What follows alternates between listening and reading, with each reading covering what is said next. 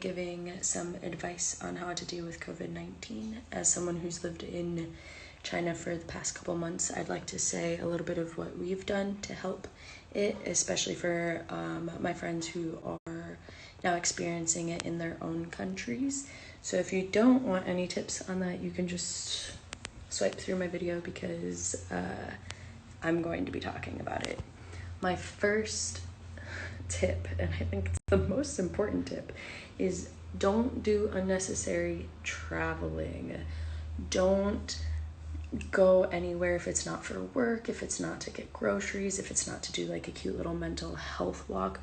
Don't travel if you don't have to. Don't go out of your city if you don't have to. When you travel, even though you could survive the COVID-19, you might be giving the disease to someone else, someone who really couldn't survive it. So if you're thinking about traveling, think first about the lives that you could affect if you do contract COVID-19. And if you have traveled recently, or if you have left your city and you've come back, if it's for work or whatever, like self-isolate for 14 days because it takes 14 days for symptoms to appear. And so to make sure that you're fully virus free, it's best to self-isolate for 14 days. That way you're not affecting other people without knowing it, and you're not giving someone who might not be able to handle the virus that they couldn't handle, right?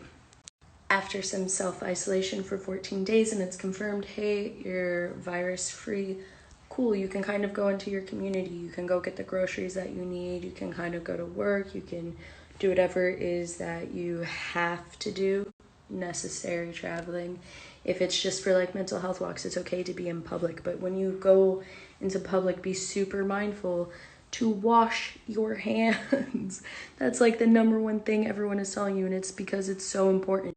Wash your hands. Avoid touching your face in public. If you're not near any wash bins, use hand sanitizer, especially before meals. Anything that's going to be coming into your area of personhood. You want to make sure it's clean. You want to make sure it's sanitized. So wash your hands. Don't touch your face.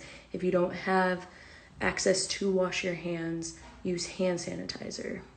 Something else that we do here that I think is a good thing to implement in other places, and it's a rule here, is that you should stay 1 meter away from people in public spaces. If you're waiting in a line, 1 meter away. If you're trying to get food, 1 meter away, especially because you don't know if they've contracted COVID-19 and you don't want to give them COVID-19 if you've contracted it. So maybe you're not 1 meter away from your friends, but 1 meter away from strangers is a good way to kind of put a small barrier between you and the potential virus.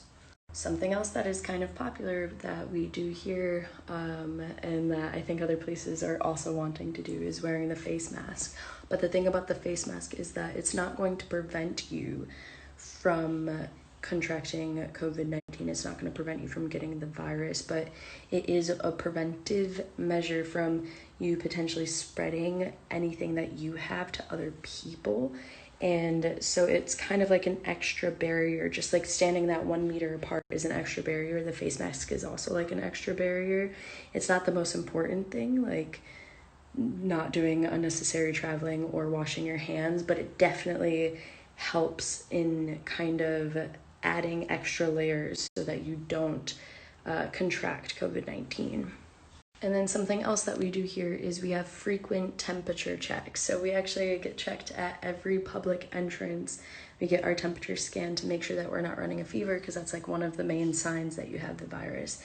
And so if you're concerned or you're going into public, I recommend doing frequent temperature checks. So like maybe you've gone and you got groceries and you wash your hands and you use hand sanitizer after using the cart, kind of things like that. When you get home, it wouldn't hurt to do a quick temp check. It doesn't hurt to do a temp check every single day. Just kind of make sure you're not running a fever, make sure you're not showing any symptoms. And if you do have symptoms, report them right away, because it doesn't do anybody any good if you sit on those symptoms thinking, oh, I don't have the virus, and then you go and you spread that virus to people and you did have the virus. So if you have symptoms, report them. And finally, I just want to reiterate my number one point. Don't do unnecessary traveling.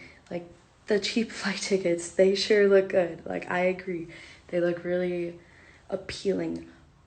But someone else's life is far more valuable than traveling during this time. And even though you might be able to survive, you might end up giving COVID-19 to someone else who can't survive. And one of my worst fears is that this virus ends up hitting poor communities, or communities where they just don't have access to healthcare or resources that they need to get over this virus, or get the help that they need to survive it, or even that they aren't able to leave work, so that then they are spreading the virus to so many other people who might not have access to healthcare or things that can help them.